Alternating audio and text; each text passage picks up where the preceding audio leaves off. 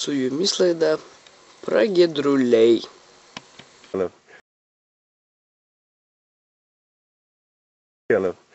Štai prasideda laida su Richardu XIII. Jis papasakos apie šitą bačką. Nu, ponas Richardai, mes jau filmuojam. Kusak iš toliau, blėt. Tai papasakokite apie šitą bačką. Kusakėt? Papasakokite apie šitą bačką. Apie bačkų, ir labai susidomėjau. Įdomus lapai šito medžio. Neturi jokių lervų. Ai, palaukit, ne apie tai. Gerai. Matot šitą bačką dabar? Įsivaizduojat? Jis stovi čia, matas, kad ji buvo į žemę įdėta. Smala į toliais yra apdirbta kažkieno. Dėl to yra labai trošas, vienu žodžiu, žemėj. Aš čia esu girdėjęs, vienoje vietoje yra padaryta baisi gamtos žala. Nutekėjusi dyzelinas alerku, į vieną prūdą išdvasino žuvų ir tas prūdas gavus apie 10 metų negyvas. Dėl šitos bačkos kaltės susemti nepavyko gamtosaugininkams, kieno buvo šitie teršalai. Bet ta bačka yra nusikaltėlė. Aš ją siūlyčiau išvežti, supjaustyti gabalais ir išlydyti ir į žemę pakasti. Bloga bačka. Karštų šiandien. Gerai, apie bačkas tiek. Reikia eiti toliau prie medžių. Papasakoti apie medžius. Norėjau jūsų paklausti, kodėl šitie medžiai yra balti, o kiti juodi? Nu, baltas yra dėl to, kad jo tėvas buvo beržas. O kitų tėvai yra ąžuolai arba ten, nežinau, uosiai.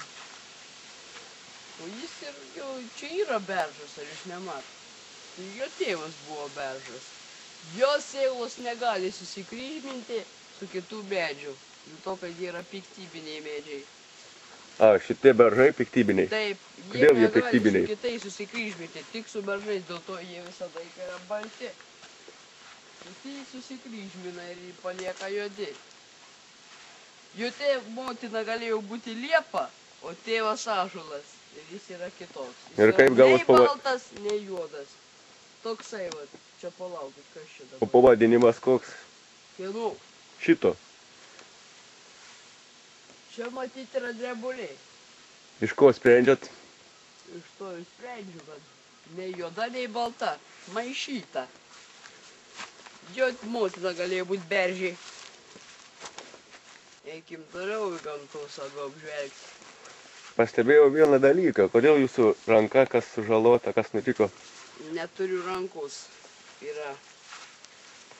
Teko mane amputuoti. Teko, kai jaunesnis buvau, su iškela tokia. Neleidomės. Važiavom į Egiptą su ekspedicija tokių mokslininkų kaip aš. Ir leidomės upę Nilu. Leidomės upę ir man atsitiko nelaimė. Krokodilas šoko virš vandens, nukando man ranką. Bet turiu tik su riešu, iki riešų. Ir viskas va. Ir likau vienarankis amžiams. Nemedžioja to krokodilo? Kur ten jį medžiosi?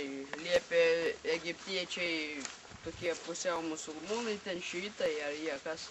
Liepė nešdytis, mums sakė krokodilas, jeigu žmogui ranką nukando, reiškia jūs nešat kokį tai pyktį į žemę. Ir turit išplaukti kuo greičiau iš tų musulmoniškų šalių. Tai išvijo jūs? Išvijo. Su visa ekspedicija nepamatėm, nei ko norėjom. Nilą visą ištirti.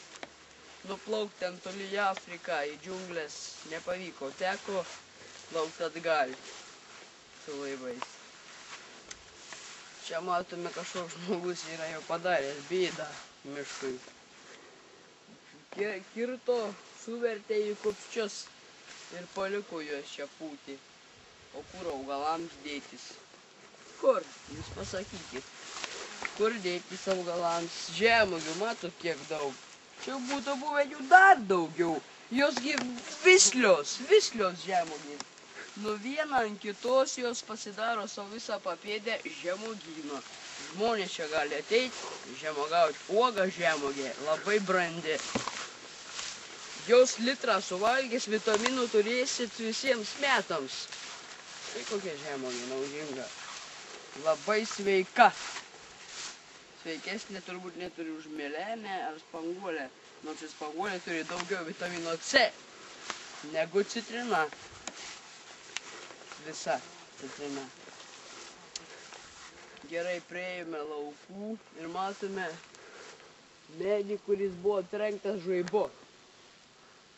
Jį trenkė žaibas ir jis džiūsta, matot, nuo viršūnės. Daugiau nieko nematom, niekas čia nekerta, krūmai baigia užėti. Laukinė obelis prieš jūsų akis. Laukinė. Iš kur atpažįstat? Obuolių neturi. Laukinės jos tik auga. Jos neapsivaisina ir jos tiesiog obelis. Bet be obelių. Ją reikia paskiepyti. Kai paskiepysit, tada bus ir obuolių. Tiek šiam kartui. Baigiam laidą pragiedruliai. Nekirskit medžių. Nekirskit.